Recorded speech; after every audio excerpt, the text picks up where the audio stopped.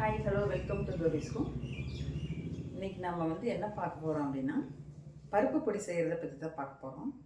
பருப்பு பொடி சாப்பாட்டில் நல்லா சுடு சாப்பாட்டில் நெய் ஊற்றி பருப்பு பொடி போட்டு சாப்பிட்டோம்னா ரொம்ப நல்லா டேஸ்ட்டாக இருக்கும். ஆந்திரா ஸ்டைல் பருப்பு பொடி ஒன்று இருக்குது, நம்ம தனியாக செய்கிற பருப்பு பொடி ஒன்று இருக்குது. நான் ஏற்கனவே ஆந்திரா ஸ்டைல் பண்ணுற பருப்பு பொடி போட்டிருக்கிறேன் வீடியோவில். இப்போ இன்னொரு பருப்பு பொடி நம்ம தமிழ்நாட்டோட பருப்பு பொடி எப்படி அப்படிங்கிறத செய்கிறது அப்படிங்கிறத பார்க்கலாம். இது ஒரு அவசரத்துக்கு குழந்தைங்க ஸ்கூலுக்கு போகிறாங்க, அந்நேரத்துக்கு எதுவும் செய்ய முடியல. பச்சை குழந்தைங்க இருக்கிற இடத்துல இந்த சின்ன குழந்தைங்க அதாவது எல்கேஜி யூகேஜி 1வது 2வது அந்த மாதிரி போவாங்க இல்லையா, அப்போ சாப்பாடு ஏதாவது சூடாக இருக்கும், அந்நேரம் எதுவுமே ஆகியிருக்காது. ஒரு அர்ஜென்ட்டுக்கு என்ன பண்ணலாம், பருப்பு பொடி போட்டு கொஞ்சம் நெய் ஊற்றி சூடாக சாப்பாடு கொடுத்தோம்னா குழந்தைங்களும் சாப்பிடுவாங்க, நம்ம பெரியவங்களும் சாப்பிட்டுக்கலாம். குழந்தைங்க மட்டும்தான் சாப்பிடணும்னு கிடையாது, நமக்குமே வாய் இருக்குது, நம்மளும் டேஸ்ட்டாக சாப்பிட்லாம். இப்போ அந்த பருப்பு பொடி எப்படி செய்யறது அப்படிங்கிறத பார்க்கலாம் வாங்க. இப்போ ஸ்டவ் பற்ற வச்சாச்சு, ஒரு பேன் வச்சுருக்கிறேன், சூடாகிடுச்சு. முதல்ல 1/4 கிலோ துவரம்பருப்பு எடுத்துருக்குறேங்க. 1/4 கிலோ துவரம்பருப்பு. இதை நீங்கள் பாதிப்பதியாக கூட வறுத்துக்கலாம். நான் பாதிப்பதியாக போட்டுக்கிறேன்.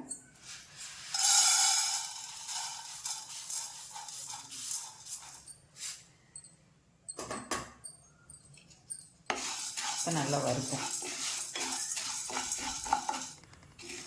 எண்ணெயில் ஊற்றக்கூடாது, ட்ரை ரோஸ்ட்டாக தான் பண்ணணும்.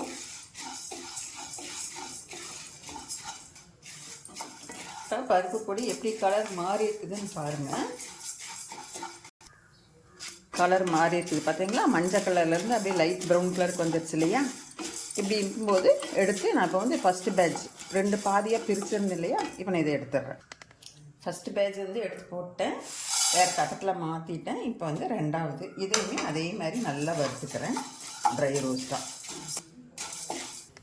நீங்கள் அப்படியே 1/4 கிலோவையும் கொட்டினீங்கன்னா வறுவறதுக்கும் நேரமாகும், டக்குன்னு அடி பிடிச்சிச்சுன்னா அதை கிண்டவும் முடியாது. அதனால் கொஞ்சம் கொஞ்சமாக போட்டோம்னா சீக்கிரமாக கூட நமக்கு ஆயிரும்.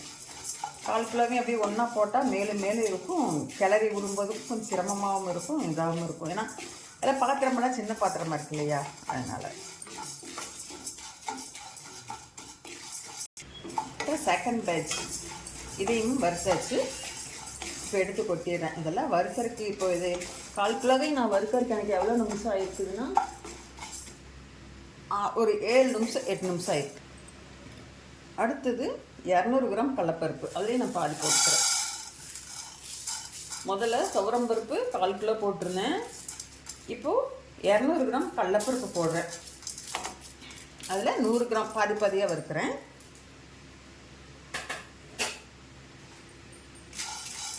நல்லா ட்ரையாக பண்ணலாம். இப்போது நல்லா ட்ரை ரோஸ்ட் ஆகிருச்சு பாருங்கள். இப்போ இதை எடுத்துடலாம். இப்போ செகண்ட் பேட்ச் 200 கிராமில் 100 முறை போட்டுருக்கேன் இல்லையா, 100 கிராம் இதையும் அதே மாதிரி வறுத்துக்கலாம்.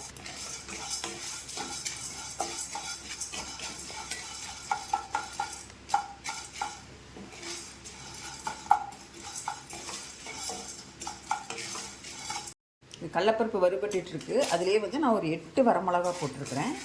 8 வரமிளகா அதையும் போட்டு அப்படியே ரோஸ்ட் பண்ணலாம். அப்படியே சூடாகிக்கும், இதோடு சேர்ந்து பருப்போடு சேர்ந்து அப்படியே வறுபட்டுரும். வறுத்து வச்சு வரமிளகாயும் நல்லா சூடாயிடுச்சு. இப்போ இதை எடுத்து மாற்றிக்கலாம். இப்போ ஒரு 25 கிராம் வெள்ளை உளுந்து போட்டிருக்கிறேன்.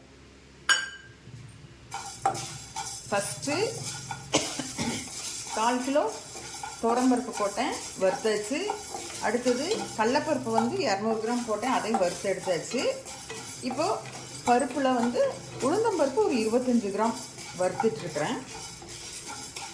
வரமிளகா ஒரு 8 எடுத்து வறுத்து போட்டாச்சு.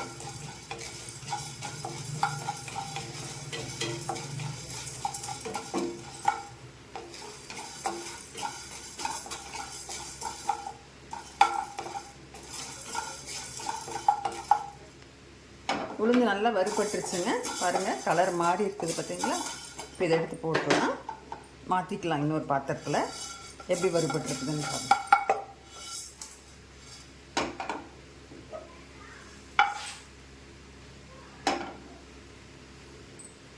அடுத்தது ஒரு 5 கிராம் சீரகம். இதையும் நல்லா லைட்டாக வறுத்தா போதும், ஏன்னா அதில் வந்து சூடானாலே போதும். எடுத்துக்கோ. அடுத்தது மிளகு, இது ஒரு 5 கிராம்.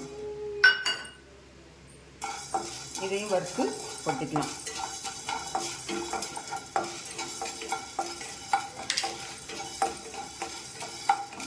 மிளகுமே சூடானா போதும்.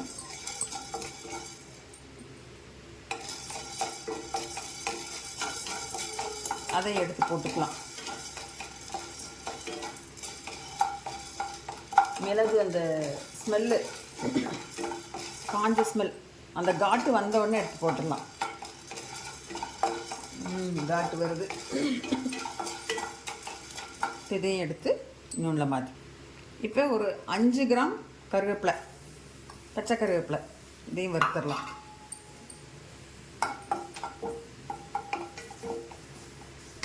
பச்சை கருவேப்பிலை நல்லா சுத்தமாக கழுவி எடுத்து போட்டிருக்கிறேன். இப்போ இந்த கருவேப்பிலை கூடயே கொஞ்சம் உப்பு அளவாக போட்டுக்கலாம் ஃபஸ்ட்டு, அப்புறம் வேணுன்னா பார்த்துக்கலாம். அளவாக போட்டுக்கலாம்.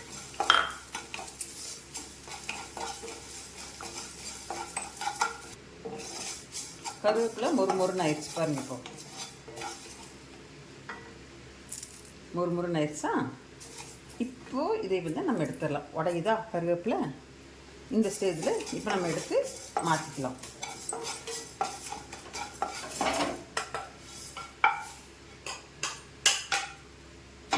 கடைசியாக பெருங்காயம் வறுக்கணும்.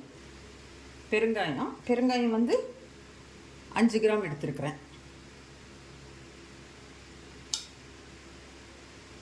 அதையும் போட்டு வறுப்போம்.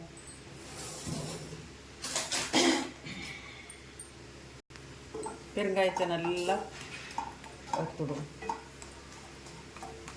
இப்போது நான் வந்து என்னென்ன போட்டிருக்கிறேன் அப்படிங்கிறது முதல்ல இருந்து உங்களுக்கு ஒரு அளவு சொல்கிறேன், பார்த்துக்கோங்க, கேட்டுக்கோங்க. பெருங்காயம் அப்படியே வறுபடட்டும், அப்படியே நான் சொல்கிறேன், அதையும் கேட்டுக்கோங்க. 1/4 கிலோ துவரம்பருப்பு, 200 கிராம் கடலைப்பருப்பு, 25 கிராம் உளுந்தம்பருப்பு, வெள்ளுளுந்து. இல்லை நீங்கள் கருப்புளுந்து வந்து கொஞ்சம் துவக்கவும் வேண்டாம், வெள்ளுளுந்து போட்டுக்கோங்க. அடுத்தது பார்த்தீங்கன்னா ஒரு 8 வரமிளகா போட்டு வறுத்துருக்குறேன், காரத்துக்கு தகுந்த மாதிரி. அப்புறம் ஒரு 5 கிராம் மிளகு, 5 கிராம் சீரகம், 5 கிராம் இப்போ வெந்தயம் வெந்தயம் இல்லை, பெருங்காயம் வதக்கிட்டுருக்குறேன். அப்புறம் கருவேப்பிலை ஒரு 5 கிராம். உப்பு வந்து நம்ம உப்பு பார்த்து தாங்க நம்ம போட்டுக்கணும்.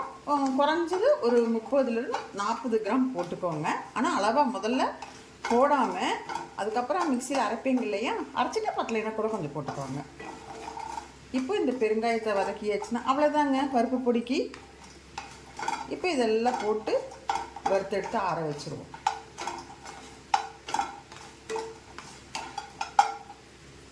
இப்போ பெருங்காயம் வதக்கியாச்சு. பெருங்காயத்தை எடுத்து கொஞ்சம் ஆற வைப்போம்.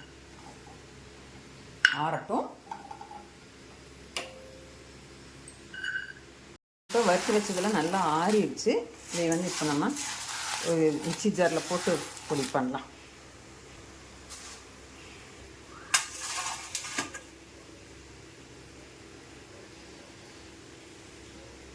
இப்போ நமக்கு பருப்பு பொடி ரெடி ஆயிடுச்சு. இப்போ இதை வந்து நம்ம ஒரு தட்டத்தில் போட்டு ஆற வைக்கலாம்.